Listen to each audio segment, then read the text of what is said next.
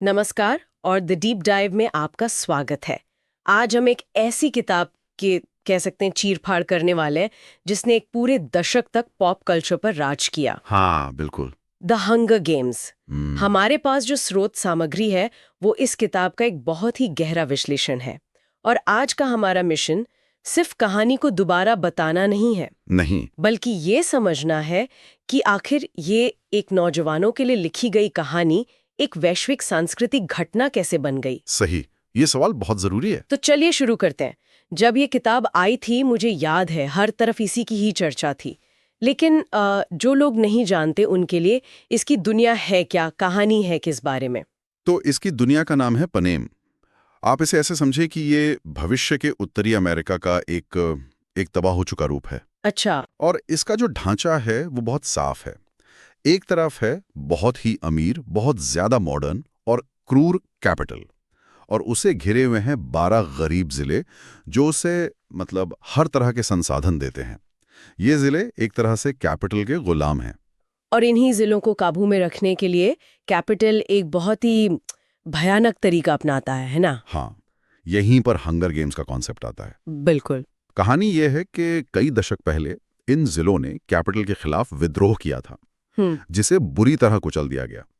तो उसी विद्रोह की सजा के तौर पर हर साल द हंगर गेम्स होते हैं। और ये है क्या? इसमें हर जिले से एक लड़के और एक लड़की को, जिन्हें ट्रिब्यूट कहते हैं, चुना जाता है और एक बहुत बड़े मैदान में लड़ने के लिए छोड़ दिया जाता है। लड़ने के लिए? मतलब मौत की लड़ाई। नियम सिर्फ एक है, जब तक सिर्फ एक बच्चा जिंदा ना बचे तब तक लड़ते रहो। और ये सब लाइव टेलीविजन पे पूरे देश को दिखाया जाता है। बाप रे। हाँ। और इसी भयानक दुनिया में हमारी हीरोइन है कैटनिस एवर्डीन, जिला 12 की एक 16 साल की लड़की। सबसे गरीब जिला। हाँ, सबसे गरीब। और कहानी का जो शुरुआती बिंदु है, उफ, वो तो आपको हिला कर रख देता है। हाँ, बिल्कुल। जब उसकी छोटी बहन का नाम आता है प्रिम, जो सिर्फ 12 साल की है गेम्स के लिए। हाँ, गेम्स के लिए, तो कैटनिस वो करती जो कोई सोच भी नहीं सकता। वो आगे बढ़ती और कहती है मैं जाऊंगी। अपनी जान दांव पर लगा देती है। बिल्कुल, अपनी बहन के लिए। और ये कुछ छोटा मोटा काम नहीं है। ये एक फैसला पूरी कहानी की नींव रखता है। ये सिर्फ बहादुरी नहीं है, ये कैपिटल के सिस्टम पर पहली चोट है। कैसे? देखो, सिस्टम चाहता है कि लोग डरे रहें, एक दूसरे से नफरत करें, लेकिन कैटनिस का ये कदम प्यार और बलिदान का प्रतीक है। ये डर के ठीक उल्टा है। और यहीं से शक्ति, मीडिया का इस्तेमाल और विद्रोह की एक बहुत जटिल कहानी शुरू होती है। चलिए इसी जटिलता को परत दर परत खोलते हैं। हमारे हाथ जो गाइड लगी है वो 4 मुख्य विषयों पर रोशनी डालती है। पहला है उत्तरजीविता बनाम मानवता, सर्वाइवल वर्सेस ह्यूमैनिटी। ये सुनने में तो सीधा लगता है, लेकिन कहानी में इसका क्या मतलब है? इसका मतलब बहुत गहरा है। मतलब ये कि अरीना के अंदर हर पल कैटनिस को एक चुनाव करना पड़ता है। क्या वो जिंदा रहने के लिए किसी भी हद तक जाएगी या फिर वो अपनी इंसानियत को बचाए रखेगी। अच्छा। ये खेल बच्चों को एक दूसरे का दुश्मन बना देता है। तो सवाल सिर्फ ये नहीं है कि क्या तुम जिंदा रह सकते हो, सवाल ये है कि क्या तुम खुद को खोए बिना जिंदा रह सकते हो। जैसे जब कोई दूसरा प्रतियोगी मरता है तो क्या वो जश्न मनाएगी या शोक? जब उसे किसी को धोखा देना पड़े जिंदा रहने के लिए तो क्या वो देगी? ये जो नैतिक संघर्ष है ना, यही कहानी का दिल है। तो ये सिर्फ एक फिजिकल सर्वाइवल की कहानी नहीं है, ये एक मनोवैज्ञानिक लड़ाई है। बिल्कुल। और ये सब लाखों लोगों के सामने हो रहा है टीवी पर। हाँ। ये हमें दूसरे विषय पर लाता है, सरकारी नियंत्रण और मीडिया का हेरफेर। हाँ, और ये दोनों विषय आप देखेंगे बहुत गहराई से जुड़े हुए हैं। कैपिटल सिर्फ बंदूकों से राज नहीं करता। नहीं, उसका सबसे बड़ा हथियार है कैमरा। हंगर गेम्स सिर्फ एक सजा नहीं है, ये प्रोपेगेंडा का सबसे शक्तिशाली रूप है। ये जिलों को हर साल याद दिलाता है कि देखो हम कितने ताकतवर हैं, तुम्हारे बच्चे हमारी दया पर हैं। लेकिन यहाँ एक दिलचस्प बात है, हमारी स्रोत सामग्री कहती है कि कैपिटल नियंत्रण के लिए डर और मनोरंजन दोनों का इस्तेमाल करता है। हाँ। पर क्या ये दोनों चीजें एक दूसरे के खिलाफ काम नहीं करती? ये एक बहुत ही शानदार सवाल है, और यही कैपिटल की रणनीति का सबसे चालाक हिस्सा है। वो क्या है? वो लोगों के दुख दर्द को ही मनोरंजन बना देता है। मतलब? जब जिलों के लोग अपने ही बच्चों को एक दूसरे को मारते हुए देखते हैं तो उनमें डर पैदा होता है, लेकिन साथ ही कैपिटल इसे एक शो की तरह पेश करता है। इसमें स्पॉन्सर हैं, इंटरव्यू हैं, ग्लैमर है। अच्छा। इससे जिलों के बीच भी एक तरह की होड़ लग जाती है। वो अपने जिले के बच्चे का समर्थन करते हैं और दूसरे जिलों को दुश्मन समझने लगते हैं। तो उनका गुस्सा कैपिटल से हटकर एक दूसरे पर केंद्रित हो जाता है। ये डिवाइड एंड रूल का, मतलब बांटो और राज करो का एक परफेक्ट उदाहरण है।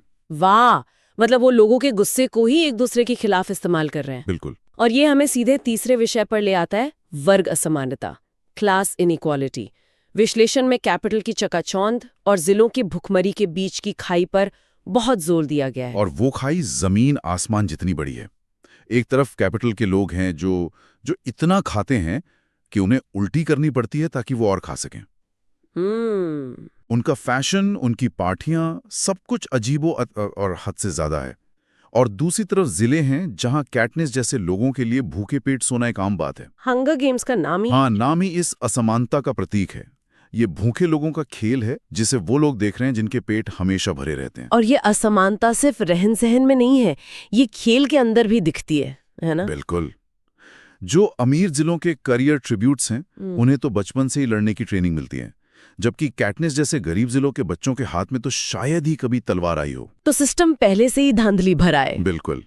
ये दिखाता है कि कैसे शक्ति और पैसा आपको जिंदा रहने का एक बेहतर मौका देते हैं, ठीक हमारी असली दुनिया की तरह। और शायद यही वजह है कि ये कहानी सिर्फ एक फैंटेसी नहीं लगती, ये असली दुनिया की आर्थिक असमानताओं पर सोचने पर मजबूर करती है। ठीक है, तो हमारे पास क्रूरता है, सरकारी नियंत्रण है और गहरी असमानता है।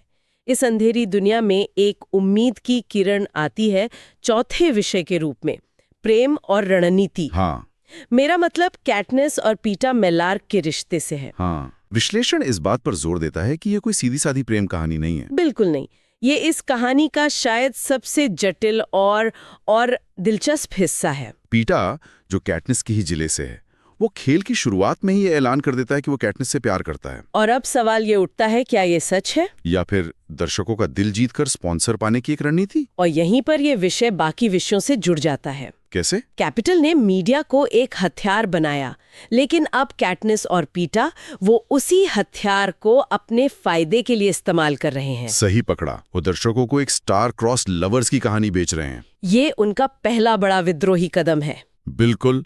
वो कैपिटल के बनाए हुए नैरेटिव को, उसकी कहानी को हाईजैक कर लेते हैं। कैपिटल चाहता है कि वे दुश्मन बने, लेकिन वो दुनिया को दिखाते हैं कि वो एक दूसरे की परवाह करते हैं। तो अब कैपिटल उन्हें आसानी से मार नहीं सकता। हाँ, क्योंकि दर्शक इस प्रेम कहानी में इन्वेस्ट कर चुके हैं। उन्होंने कैपिटल के मनोरंजन को अपनी ढाल बना लिया है। लेकिन इस प्रक्रिया में वो नकली भावनाएं वो असली होने लगती हैं। कैटनिस खुद उलझन में पड़ जाती है कि वो जो महसूस कर रही है वो सच है या सिर्फ खेल का हिस्सा। ये उलझन कहानी में एक अद्भुत भावनात्मक तनाव पैदा करती है। तो इन सभी जटिल विचारों को लेखिका सुजैन कॉलिंस ने इतनी खूबसूरती से बुना कैसे है? आखिर उनकी लेखन शैली में ऐसा क्या खास है कि ये किताब इतनी ज्यादा पढ़ी गई? ऐसा लगता है जैसे आप कोई फिल्म देख रहे हो। आपका ये कहना कि ये फिल्म जैसी लगती है बिल्कुल सही है, और यही उनकी सफलता का एक राज भी है। हमारी स्रोत सामग्री उनकी शैली के 3 मुख्य पहलुओं पर प्रकाश डालती है। पहला, जैसा आपने कहा, भाषा बहुत सरल और तेज तर्रार है। कोई लंबे घुमावदार वाक्य नहीं है। एक्शन सीधा और स्पष्ट है। इससे कहानी की रफ्तार बनी रहती है। और दूसरा पहलू जो शायद सबसे ज्यादा महत्वपूर्ण है, वो है फर्स्ट पर्सन नरेशन। हाँ, पूरी कहानी कैटनिस की आवाज में है। और ये एक बहुत बड़ा फर्क पैदा करता है। हम सिर्फ ये नहीं पढ़ रहे कि कैटनिस डरी हुई थी, हम उसके विचारों को पढ़ते हैं, उसकी धड़कन को महसूस करते हैं। जब वो अरीना में होती है तो हम भी उसके साथ वही होते हैं। उसकी उलझन, उसका डर, उसका गुस्सा, सब कुछ हमारा अपना बन जाता है। और तीसरा पहलू है छोटे और तेज अध्याय। हर अध्याय अक्सर एक ऐसी जगह खत्म होता है, एक क्लिफ हैंगर पर, कि आप बेचैन हो जाते हैं, आपको अगला अध्याय पढ़ना ही पड़ता है। हाँ, ये तो है। विश्लेषण में ये भी कहा गया है कि लेखन बहुत दृश्यात्मक है, मतलब विजुअल है। बिल्कुल। और इसी वजह से इस किताब पर बनी फिल्में इतनी सफल रहीं। अच्छा, किताब पढ़ते हुए ही आपके दिमाग में तस्वीरें बनने लगती हैं। अरीना का जंगल, कैपिटल की वो अजीबोगरीब फैशन वाली भीड़, वो आग पकड़ती हुई कैटनिस की ड्रेस। हाँ, वो सब इतना स्पष्ट होता है कि पाठक पूरी तरह से उस दुनिया में डूब जाता है। ठीक है, तो इस सब विश्लेषण का निचोड़ क्या है? अगर हम किताब की सबसे बड़ी ताकतों की बात करें तो वो क्या होंगी? गाइड के मुताबिक 4 बड़ी ताकतें हैं। पहली और सबसे बड़ी, एक मजबूत महिला नायक। जब ये किताब आई, उस दौर में युवा साहित्य में ज्यादातर लड़कियां वो प्रेम कहानियों का हिस्सा होती थीं। हाँ। लेकिन कैटनिस एक सर्वाइवर है, एक शिकारी है, एक लीडर है। वो जटिल है, वो हमेशा सही नहीं होती, लेकिन वो असली लगती है। दूसरी ताकत तो जाहिर है, इसका कॉन्सेप्ट ही है, मौत का खेल, लाइव टीवी पर। हाँ, ये एक शानदार हुक है, आपको तुरंत अपनी तरफ खींच लेता है। तीसरी ताकत है इसकी भावनात्मक गहराई। ये सिर्फ एक्शन और रोमांच नहीं है, इसमें वफादारी, धोखा, प्यार, नुकसान की बहुत गहरी भावनाएं हैं। और चौथी ताकत, जैसा कि हमने चर्चा की, इसका राजनीतिक और सामाजिक संदेश है। ये सिर्फ मनोरंजन नहीं है, ये आपको सत्ता और समाज के बारे में सोचने पर मजबूर करती है। चलिए, एक संतुलित नजरिया रखते हैं। क्या गाइड में इसकी कुछ कमजोरियों का भी जिक्र है? कोई भी रचना परफेक्ट तो नहीं होती, और एक निष्पक्ष विश्लेषण जरूरी है। गाइड 2 मुख्य कमजोरियों की ओर इशारा करता है। पहली, कुछ सहायक किरदारों का विकास उतना गहरा नहीं है। अच्छा। क्योंकि कहानी पूरी तरह से कैटनिस के नजरिए से है, तो हमें कुछ अन्य किरदारों, जैसे उसकी माँ या उसके दोस्त गेल, के बारे में ज्यादा जानने का मौका नहीं मिलता। और दूसरी आलोचना अक्सर लव ट्रायंगल को लेकर होती है। हाँ, कैटनिस, पीटा और गेल के बीच। कुछ लोगों को ये थोड़ा नाटकीय या क्लीशे लग सकता है। सही है, कुछ पाठकों को ये क्लिच लग सकता है, लेकिन मैं यहाँ एक बात जोड़ना चाहूंगा। बताइए। क्या ये क्लिच होना ही उस दुनिया में जरूरी नहीं था? बिना उस प्रेम कहानी के, जिसे कैपिटल एक नाटक समझ रहा था, क्या कैटनिस और पीटा को वो समर्थन मिलता जो उन्हें जिंदा रहने के लिए चाहिए था? ये तो बहुत ही दिलचस्प दृष्टिकोण है। शायद वो क्लिच ही उनका सबसे बड़ा हथियार था। तो इन सभी ताकतों और कुछ कमजोरियों को देखते हुए हम फिर से उसी बड़े सवाल पर आते हैं, ये किताब इतनी ज्यादा लोकप्रिय क्यों हुई? इसका फॉर्मूला क्या था? कोई एक कारण नहीं है, बल्कि कई चीजों का एक परफेक्ट मिश्रण है। पहला, एक अनोखा और आकर्षक कॉन्सेप्ट। दूसरा, कैटनिस जैसा एक भरोसेमंद और प्रेरणादायक किरदार, जिससे दुनिया भर के युवा, खासकर लड़कियां, जुड़ सकी। तीसरा, एक्शन, भावना और राजनीति का बेहतरीन संतुलन। इसमें हर किसी के लिए कुछ ना कुछ था। और शायद इसका समय भी बहुत सही था। बिल्कुल, ये किताब उस समय आई जब दुनिया 2008 की आर्थिक मंदी से गुजर रही थी। गरीबी और अमीरी के बीच पड़ती खाई एक हकीकत थी। और रियलिटी टीवी का चलन भी अपने चरम पर था, जहां लोगों की निजी जिंदगी एक तमाशा बन रही थी। इन दोनों वजहों से द हंगर गेम्स की दुनिया लोगों को डरावनी रूप से परिचित लगी। ये सिर्फ एक कहानी नहीं थी, ये हमारी अपनी दुनिया का एक आईना थी। हाँ, एक बड़ा चढ़ाकर दिखाया गया रूप। तो अंतिम फैसला क्या है? स्रोत सामग्री इसे 5 में से 4.5 स्टार की दमदार रेटिंग देती है और कहती है कि ये सिर्फ एक सर्वाइवल कहानी से कहीं ज्यादा है। मैं इससे पूरी तरह सहमत हूँ। ये समाज पर, मीडिया के प्रभाव पर और सत्ता की प्रकृति पर एक बहुत ही शक्तिशाली टिप्पणी है, और ये सब एक रोमांचक और भावनात्मक कहानी में लपेटा गया है। ये उन किताबों में से हैं जो मनोरंजन तो करती हैं, लेकिन आपको बेचैन भी करती हैं। तो गाइड के अनुसार ये किताब उन लोगों के लिए जरूरी है जो तेज तर्रार थ्रिलर, मजबूत महिला किरदार और अंत में ये किताब एक बहुत ही महत्वपूर्ण सवाल छोड़ जाती है। एक ऐसा सवाल जो कहानी खत्म होने के बाद भी आपके जहन में घूमता रहता है। और वो क्या है? सवाल ये है कि हम मनोरंजन के रूप में दूसरों की पीड़ा को क्यों देखते हैं? चाहे वो रियलिटी टीवी हो या सोशल मीडिया पर किसी का मजाक उड़ता हुआ देखना हो। वो कौन सी रेखा है जहां मनोरंजन शोषण बन जाता है? ये एक ऐसा सवाल है जो आज की डिजिटल युग में शायद पहले से कहीं ज्यादा प्रासंगिक है।